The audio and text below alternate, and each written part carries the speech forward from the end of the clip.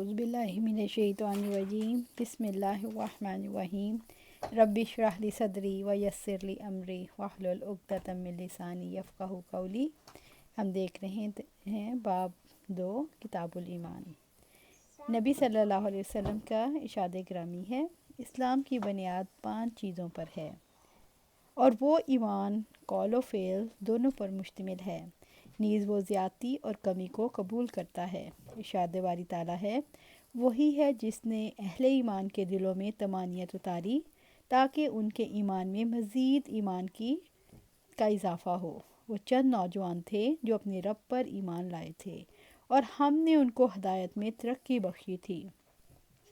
اور جو لوگ راہ راست اختیار کرتے ہیں، اللہ تعالیٰ ان کو راست روی میں ترقی عطا فرماتا ہے۔ اور ارشاد باری تعالیٰ ہے، اور وہ لوگ جنہوں نے ہدایت قبول کی، اللہ نے ان کو اور زیادہ ہدایت میں بڑھا دیا اور انہیں ان کا تقوی عطا فرمایا، اور ایمان لانے والوں کا ایمان بڑھے۔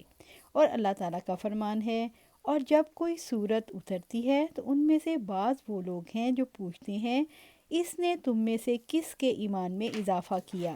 تو جو حقیقی اہل ایمان ہوتے ہیں، وہ سورت ان کے ایمان میں اضافہ کرتی ہے۔ ارشاد باری تعالیٰ ہے، اور وہ جن سے لوگوں نے کہا تمہارے خلاف بڑی فوجیں جمع ہیں، ان سے ڈرو، تو یہ سن کر ان کا ایمان اور بڑھ گیا۔ نیز اللہ تعالیٰ کا فرمان ہے، اور اس چیز نے ان کے ایمان اور اطاعت میں اور اضافہ کر دیا۔ اور اللہ کے لیے کسی سے محبت کرنا اور بغض رکھنا داخل ایمان ہے۔ حضرت عمر بن عبدالعزیز نے اپنے گورنر حضرت عدی بن عدی رحمۃ اللہ علیہ کو لکھا کہ ایمان کے لیے فرائض اور احکام نیز حدود اور سنن ہیں۔ جس نے ان کو پورا کیا اس نے اپنے ایمان کو مکمل کیا، اور جس نے ان تمام کو پورا نہ کیا اس نے اپنے ایمان کو ناقص رکھا۔ اگر میں زندہ رہا تو تمہارے لیے ان تمام چیزوں کو ضرور بیان کروں گا تاکہ تم ان پر عمل کر سکو، اور اگر مجھے زندگی نہ ملی تو مجھے بھی تمہارے پاس رہنے کا اتنا شوق نہیں۔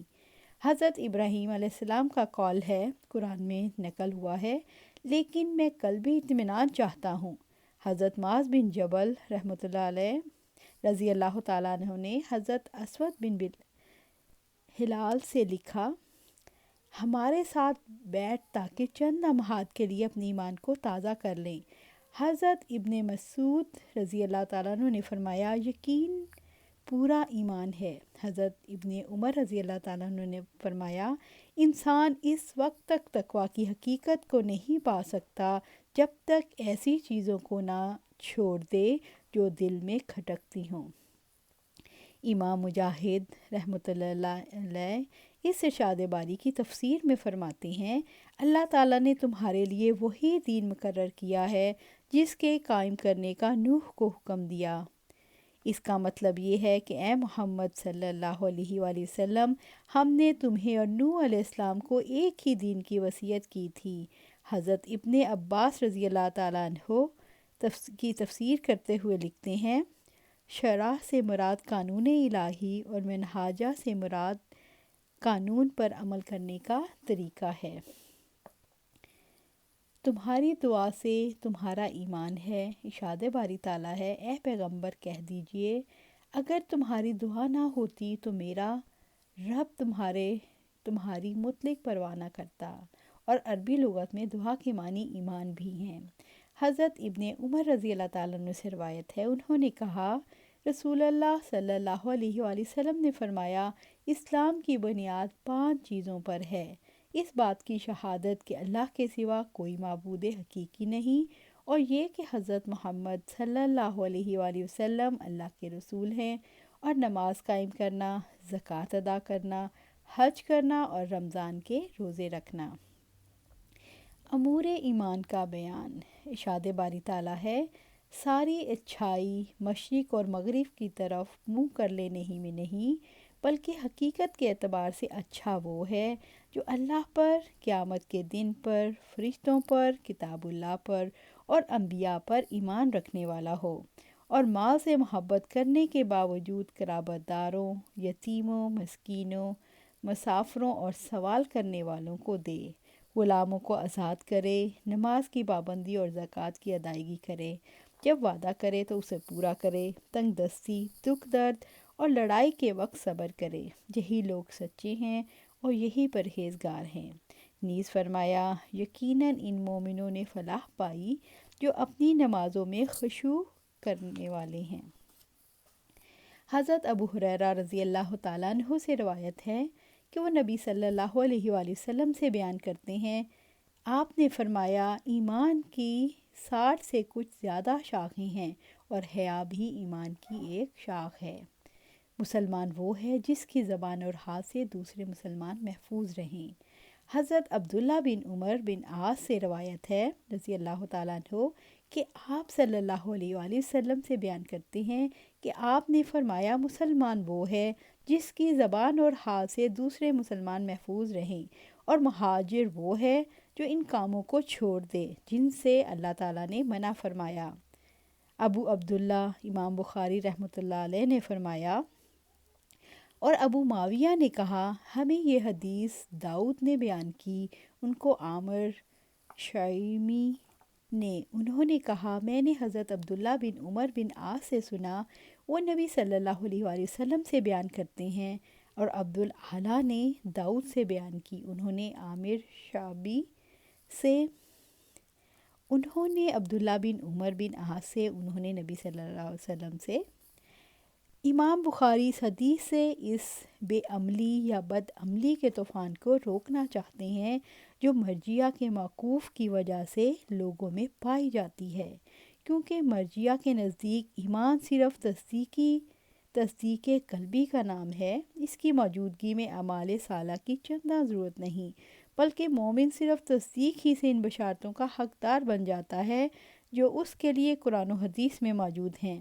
نیز آپ یہ بھی ثابت کرنا چاہتے ہیں کہ اسلام کی بنیاد اگر 5 چیزوں پر ہے، لیکن ان کے علاوہ بھی کچھ نیک عادات اور پاکیزہ خصائل ایسے ہیں جن کے بغیر انسان حقیقی مسلمان نہیں۔ کون سا صاحب اسلام افضل ہے؟ حضرت ابو موسیٰ اشعری سے روایت ہے، وہ کہتے ہیں، لوگوں نے سوال کیا، اے اللہ کے رسول صلی اللہ علیہ وآلہ وسلم، کون سا صاحب اسلام افضل ہے؟ آپ نے فرمایا، جس کی زبان اور ہاتھ سے دوسرے مسلمان محفوظ رہیں۔ کھانا کھلانا اسلام کا حصہ ہے۔ حضرت عبداللہ بن عمر رضی اللہ تعالیٰ عنہ سے روایت ہے، ایک آدمی نے نبی صلی اللہ علیہ وسلم سے سوال کیا، کون سا اسلام بہتر ہے؟ تو آپ نے فرمایا، تم کھانا کھلاؤ اور سب کو سلام کرو، عام اس سے کہ تم اسے پہچانتے ہو یا نہیں پہچانتے۔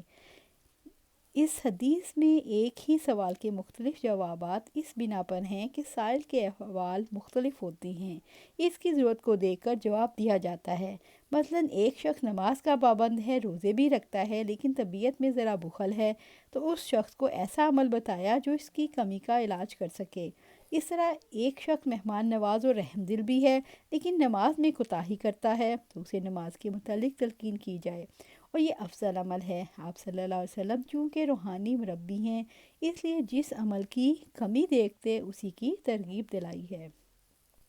اپنی پسندیدہ چیز کو اپنے بھائی کے لیے پسند کرنا ایمان کا حصہ ہے۔ حضرت انس رضی اللہ تعالیٰ عنہ سے روایت ہے کہ آپ صلی اللہ علیہ وسلم سے بیان کرتے ہیں، آپ نے فرمایا، تم میں سے کوئی شخص مومن نہیں ہو سکتا یہاں تک کہ اپنے بھائی کے لیے وہی پسند کرے جو اپنے لیے پسند کرتا ہے۔ اس حدیث میں ایمان کی نفی سے مراد کمال ایمان کی نفی مقصود ہے، جیسا کہ عربی زبان میں کہا جاتا ہے کہ فلاں شخص انسان نہیں ہے، اس سے مراد کامل انسان ہونے کی نفی ہے۔ اس سے معلوم ہوتا ہے جو مسلمان دیگر ارکان اسلام کا خیال رکھتے ہیں، اس مبارک خصلت کو عمل میں لائے گا، وہ مومن کامل ہوگا، بصورت دیگر اس کا ایمان ناقص ہوگا۔ امام بخاری کا مقصود بھی یہی ہے کہ ایمان کم و بیش ہوتا رہتا ہے، کبھی بڑھتا اور گھٹتا ہے۔